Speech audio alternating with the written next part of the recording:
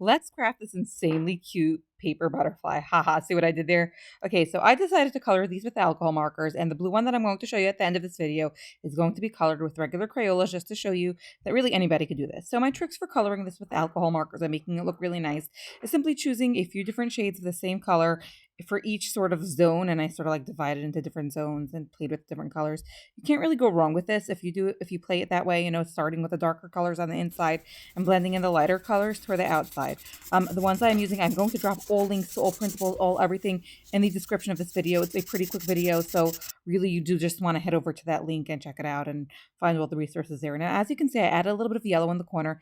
Adding these little bits of additional color is what really makes a big difference because nothing in nature is really just a solid color. Everything has a little bit of different tones hidden in. So that little bit of yellow that I added into the corner really made the entire difference to make this pop, really pop. Anyway, there's the yellow again, and we finished coloring this in, and I finalized it with just a few very light squiggly strokes using a white paint marker. Again, made a huge difference adding shape and dimension. So we're cutting this out.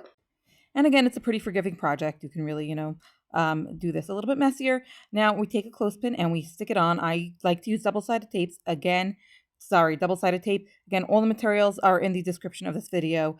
Now, haha, I put it on the wrong way. So before I flip it around, I'm just going to bend those sides up a little bit. And then I just was able to gently pull it off and flip it around so that the clothespin opens at the top of the butterfly and not at the bottom of the butterfly. So just pay attention to that when you're assembling it.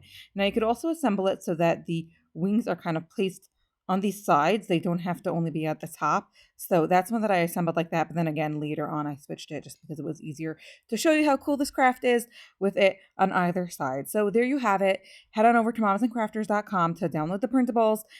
You do have a free printable here, and then you have an expanded package if you want more options with more ideas and with more, styles of butterflies, all of them inspired by nature.